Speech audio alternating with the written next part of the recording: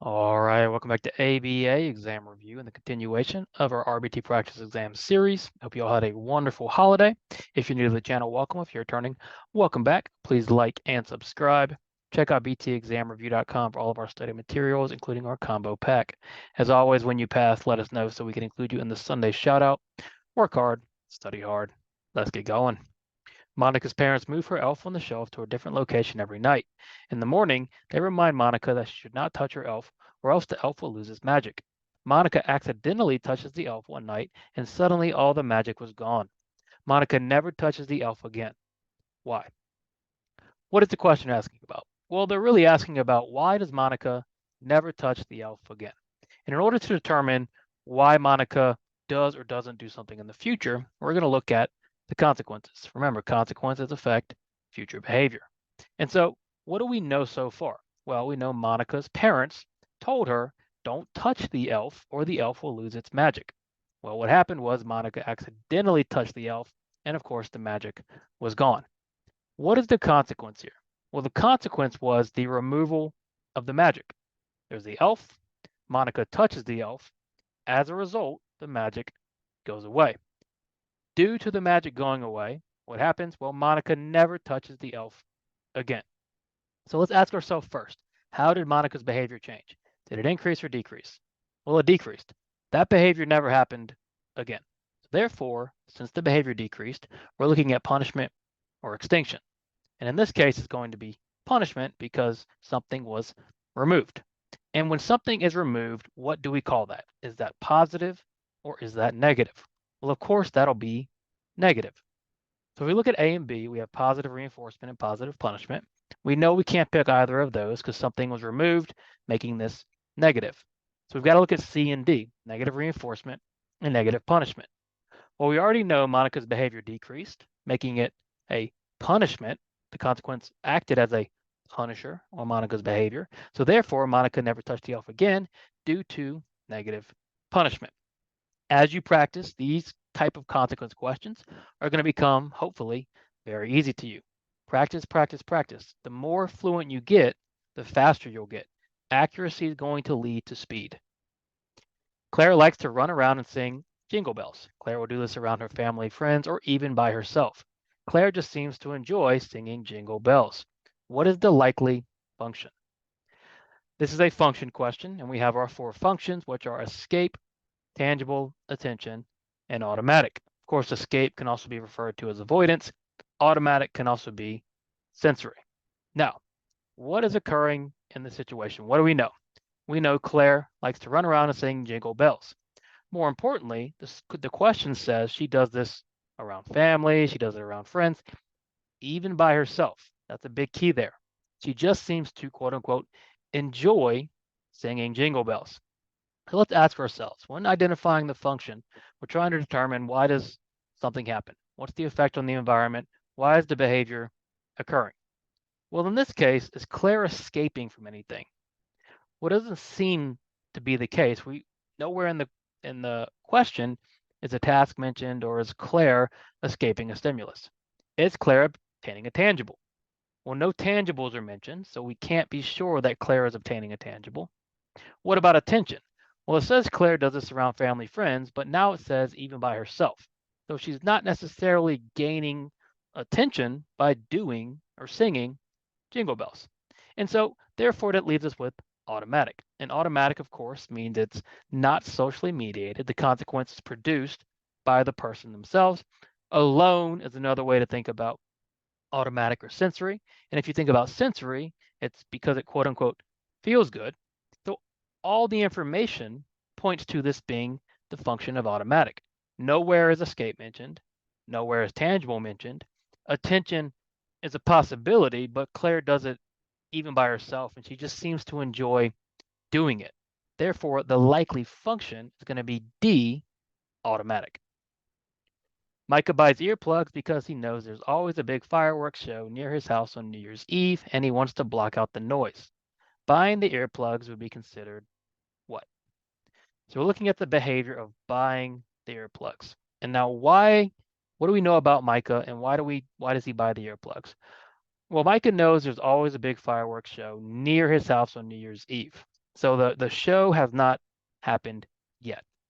What is Micah trying to do through the purchase of the earplugs? Well, he wants to block out the noise. He wants to prevent these fireworks from, or the noise of the fireworks from either disturbing him, whatever the case may be. So ask yourself, when they're asking a question about what type of intervention this is or when the intervention is occurring, first ask yourself, is this reactive or is it preventative? If it's preventative, meaning we're trying to prevent something or be proactive, that is an antecedent strategy. It's coming before the event occurs. A consequence strategy is reactive. That's when you react to the event. So did Micah buy these earplugs prior to the event or after? Well, he bought it prior to the event.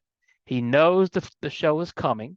So in preparation, he's buying these earplugs to prevent the noise.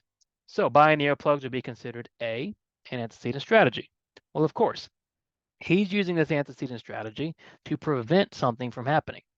The whole idea is he buys the earplugs, the fireworks happen, and he prevents the noise. It's not a consequence strategy. A consequence strategy is how is he going to react to the actual firework show? We don't know that yet. All we know is what he did before the fireworks show, which was buy the earplugs. So C, a preventative strategy. Like we talked about in the beginning, an antecedent strategy is the same thing as a preventative strategy. When you think antecedent strategies, think preventative or proactive. When you think consequence strategies, think reactive. So in this case, Micah buying the earplugs would be considered both A and C. An antecedent strategy in order to prevent something. It's preventative. A friend of yours just took and passed their behavior technician exam. You ask them for tips and if they remember any questions from the exam. They start telling you that they remember from what they remember from their test day.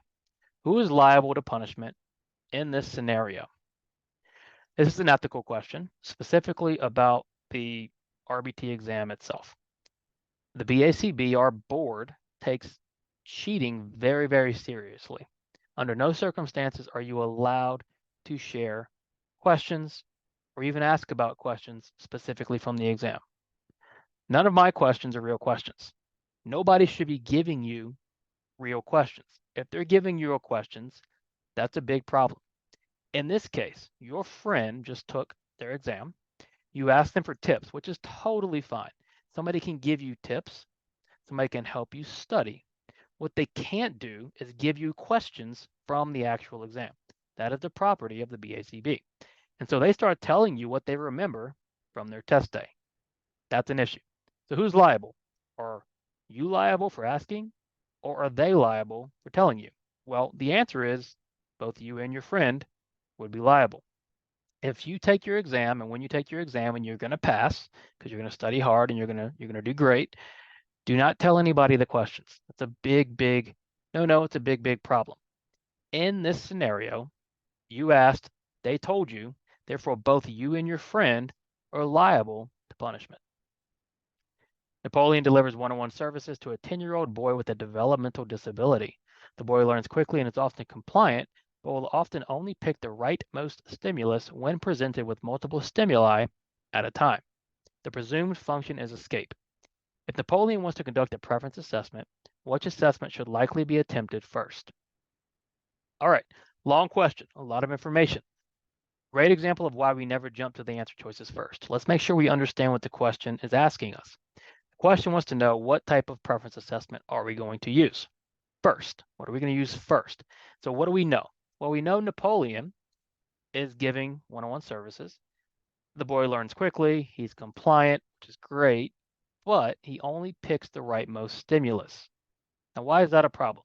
Well, think about our preference assessments. If I use a paired choice or a forced choice and I give two items, this boy is going to pick the right stimulus every time, or often every time. What's going to happen is that's going to lead to really bad data because we're not really sure that it's actually preferred by the client. He's just picking the rightmost stimulus. Same with the multiple stimulus. If I've got 5 items laid out and this boy typically picks the rightmost stimulus, well then, is that actually indicating what he prefers? Or is that just how this boy engages with the stimuli?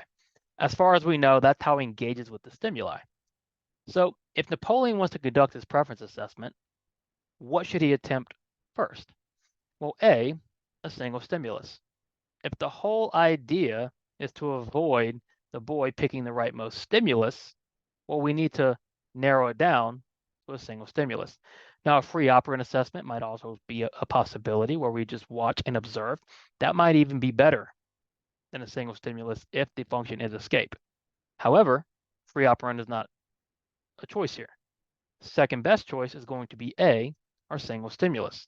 Again, a paired choice is arguably the worst because you've got two items, left and a right. He's going to pick the right one more often than the left. We already know that.